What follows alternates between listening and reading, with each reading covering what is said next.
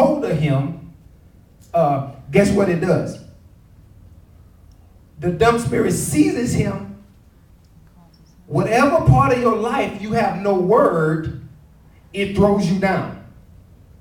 He says the dumb spirit seizes him and it throws him down. If you have no word for your finances, it seizes you at your finances and it'll throw you down.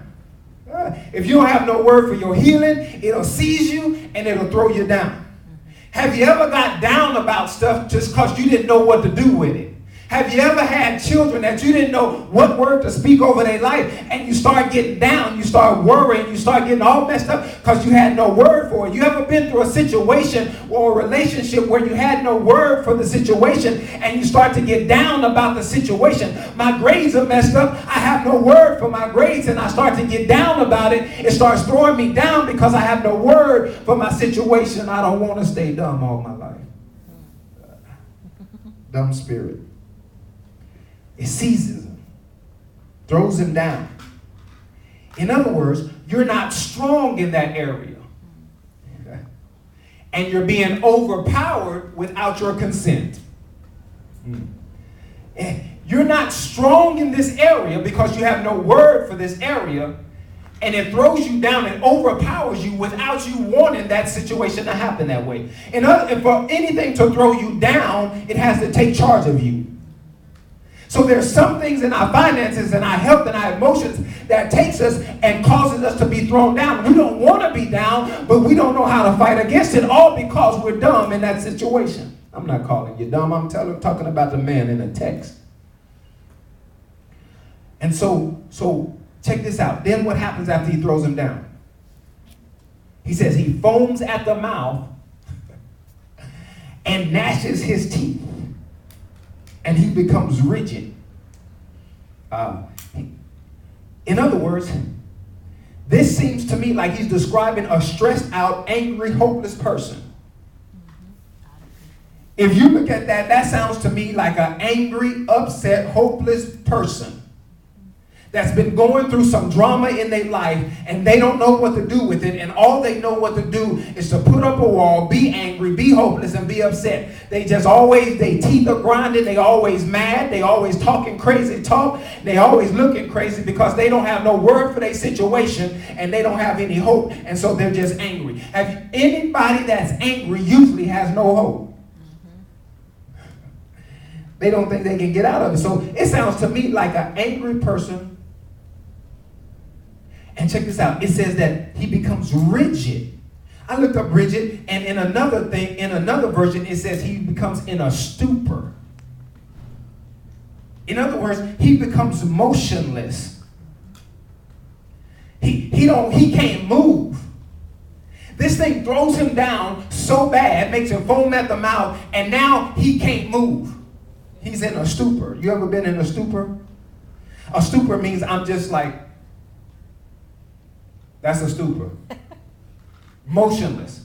Making no progress. Not moving forward at all. Not doing nothing. Not saying nothing. Not going nowhere. In a stupor. Angry, mad, and not going nowhere. I've seen so many people that are angry and mad, and they're fussing and they're mad and slobbering at the mouth and going on, and it's not helping them go anywhere. They're staying in the same position. Nothing is happening. They're staying in a stupor. And so we got to get to the point that we're able to find some word for our situation so we don't stay in a stupor. Motionless in the areas where the dumb spirit resides. The area where the dumb spirit seizes them. That place where you just can't seem to get out of. Y'all know what I'm talking about. Y'all looking at me funny, but there's a place sometimes where you just can't seem to get out of the place. You want different, but you just can't seem to get out. It just ain't happening for you. And you feel like you're stuck in that situation. You ever had that stuck feeling like life is just stuck? There's nothing else. I'm in a stupor.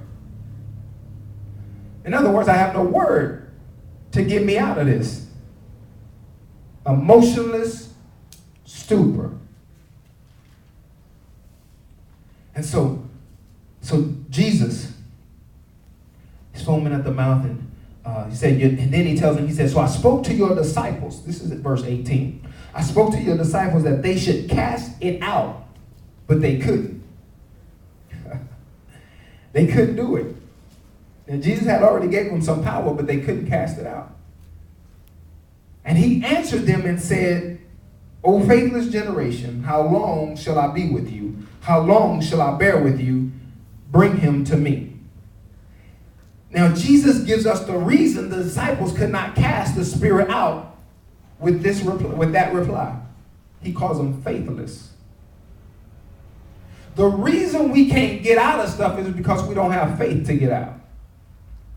We don't have faith that says you can get out. I need faith to tell you that you can get out in order for you to get out. If I don't have the faith to tell you to build your faith, then you ain't never going to get out. If I can't cause you to believe something, you can't believe to get yourself out of it. So the disciples did not have the faith, which causes the kid not to have the faith, which causes the father not to have the faith. It was a faithless generation.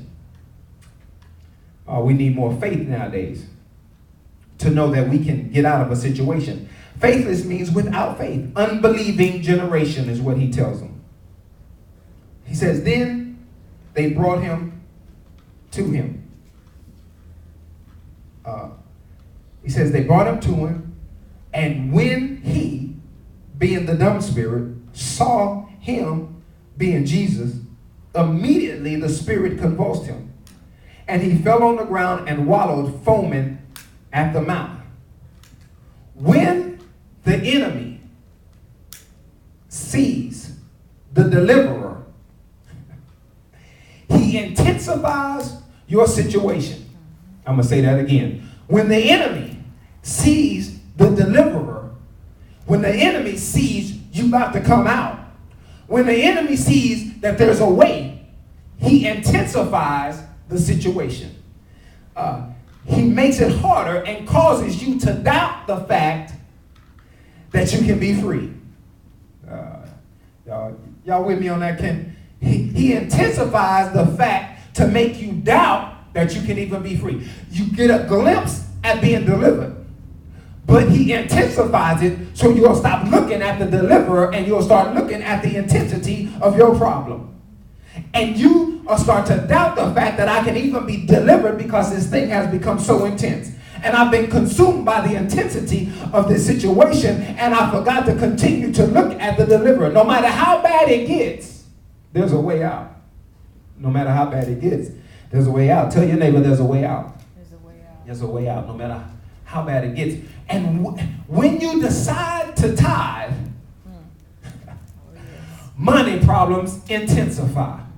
As soon as you decide, I'm going to give my 10. As soon as you decide, I'm going to be a giver. As soon as you decide, because you see the way it works, you got revelation on how God deals with people who give. As soon as you make up your mind to do what God says, your money gets funny. To make you doubt the fact that tithing is right. To make you not do the thing that's going to cause you to be delivered, it starts to get funny. As soon as you decide to quit smoking, the urge for smoking intensifies. You was just smoking, just casually, and as soon as you said you were going to stop, the urge intensified. Now you think you got to smoke a whole pack just because you was finna quit. You was only smoking 1 cigarette every day, but now you're smoking a pack a day because you're thinking about quitting. It only intensifies.